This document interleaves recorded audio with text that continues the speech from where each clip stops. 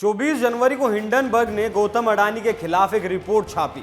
Report के public में आते ही दुनिया में दूसरे नंबर के अमीर आदमी अर्थ से फर्श पर आ टपके।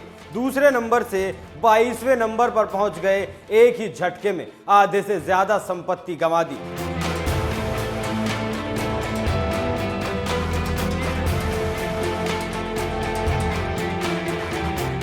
भारत के ही नहीं बल्कि कई देशों के अरबपतियों को अरबों का चूना लगा। हिंडनबर्ग ने जो साजिश रची थी वो उसमें कामयाब हो चुका था। अडानी दुनिया के सामने आए और बताया कि अडानी ग्रुप की जड़ें इतनी कमजोर नहीं जो एक रिपोर्ट से धाराशाही हो सके। 20,000 करोड़ का एफपीओ वापस ले लिया, निवेशकों का पैसा वापस लौटा दिया। इस बात ने उन लोगों को तो जवाब दे दिया था जो कह रहे थे कि अडानी पैसा लेकर भाग जाएंगे, साथ ही जो कह रहे थे कि एलआईसी और एसबीआई जैसी संस्थाएं डूब जाएंगी। आज उसी की हकीकत आपको बताएंगे और साथ ही बताऊंगा कैसे अडानी ने उन सब आरोपों पर जो उनके ऊपर लगे थे उनका जवाब दिया है। लेकिन सबसे पहले आप सुनेंगे कि एक बार फिर से अडानी के शेयर उड़ान भरने लगे हैं।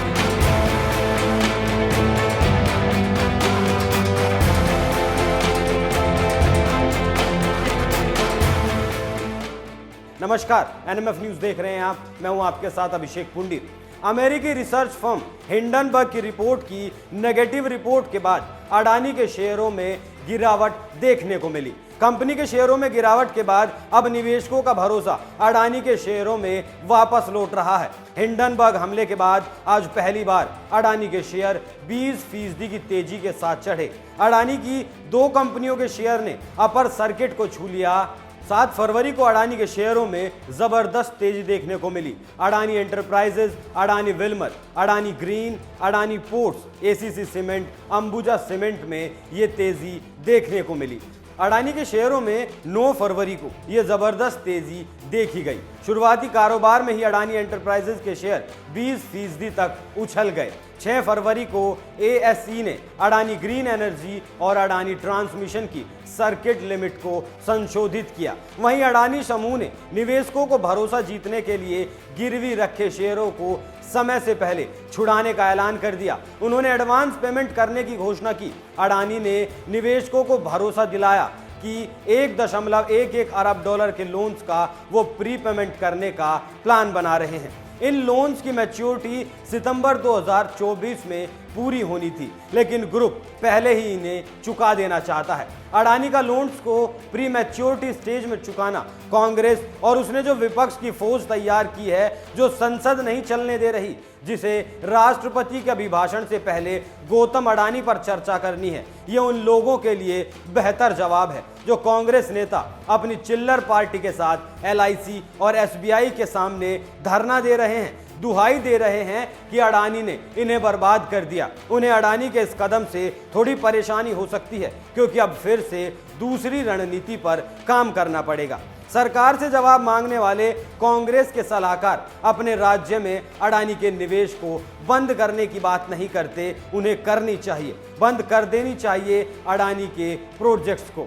शेयर के चढ़ते ही अडानी की निजी संपत्ति में खासी तेजी देखने को मिली।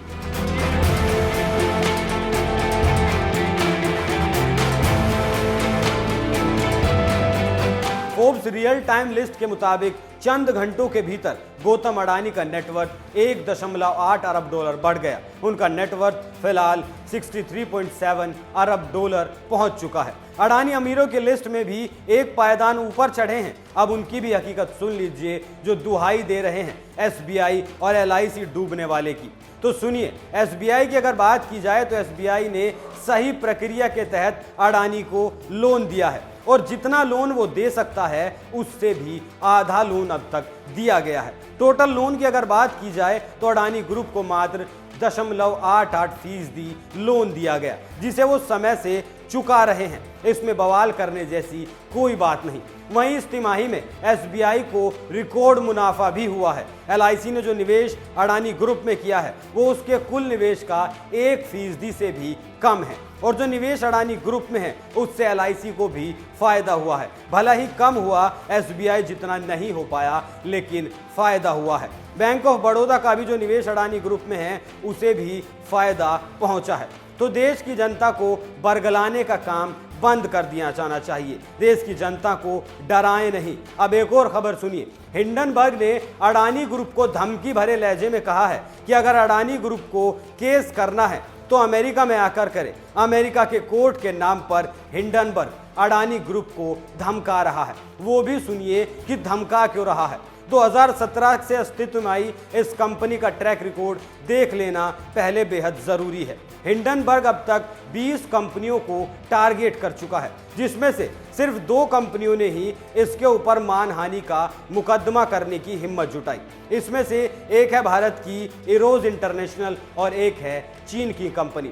तो यहाँ आपके दिमाग में एक सवाल ने जन्म लिया होगा कि इसका मतलब इनका ट्रैक रिकॉर्ड तो बढ़िया है। 20 में से सिर्फ 2 कंपनियों ने मानहानि का केस किया। अब ये भी सोच रहे होंगे कि इसका मतलब 18 कंपनियों में झोल था। लेकिन पहले देखिए जिन्होंने केस किया वो कौन है। एक है चीन की कंपनी यांगजे रिवर पोर्ट और दूसरी है भारत की इरोज इंटरनेशनल। इन दोनों कंपनियों ने अमेरिका की कोर्ट में केस किया। केस चला और कोर्ट ने मुकदमे को खारिज कर दिया, ये कहते हुए कि रिपोर्ट किसी बात की पुष्टि नहीं करती, क्योंकि रिपोर्ट सिर्फ अपना मत रखती है, वो भी सांकेतिक शब्दों के साथ। और अमेरिका के कोर्ट में ऐसा मान्य है। हिंडनबर्ग ने साबित कर दिया है कि मैंने तो बस अपनी राय रखी है, ये बस एक रिपोर्ट है, किसी के ऊपर इस रिपोर्ट को मानने का दबाव नहीं है और हम इस रिपोर्ट को दावे के साथ पेश नहीं करते, क्योंकि ये लोग रिपोर्ट से पहले एक डिस्क्लेमर चला देते हैं। इस रिपोर्ट में हिंडनबर्ग वी थिंक और वी बिलीव जैसे शब्दों का इस्तेमाल करता है, मतलब हम लोग मानते हैं या फिर हमें ऐसा विश्वास है। इस चाल से हिंडनबर्ग तो बच गया, लेकिन चीन की कंपनी बर्बाद हो गई। 2019 में ये मामला सामने आया था, तब से अब तक चीन की उस कंपनी का अस्तित्व ही खत्म हो गया। हिंडनबर्ग ने खूब पैसे कमाए, कोर्ट से भी बच निकला और कंपनी को भी बर्बाद कर दिया। अब इरोज इंटरनेशनल का मामला सुनिए। इस कंपनी पर भी हिंडनबर्ग ने धोखाधड़ी के आरोप लगाए थे, तो इरोज ने भी इस पर मानहानि का केस दर्ज किया था अमेरिकी कोर्ट में। इरोज के केस में भी वही हुआ जो चीन के केस में हुआ था। यहाँ भी कोर्ट ने कहा कि हिंडनबर्ग ने सिर्फ अपना ओपिनियन दिया है, कोई फैसला नहीं दिया। इरोज के खिलाफ रिपोर्ट आने से इरोज को भी भारी नुकसान उठाना पड़ा। कोर्ट का कहना था कि हिंडनबर्ग ने सिर्फ खबरों के आधार पर यह रिपोर्ट बनाई है। हिंडनबर्ग के ये 2 मामले आपको इसलिए बताए हैं जिससे आप समझ सके कि यह सारा खेल कैसे चलता है। पहला तो डिस्क्लेमर डाल दिया जाता है कि इस रिपोर्ट की वो पुष्टि नहीं करते, इस रिपोर्ट के आंकड़े ऊपर नीचे हो सकते हैं। और दूसरा उनका हथियार है वो 2 शब्द जिनका वो बार बार इस्तेमाल करते हैं। पहला है वी थिंक और दूसरा है वी बिलीव, मतलब ऐसा सोचते हैं और हम ऐसा मानते हैं।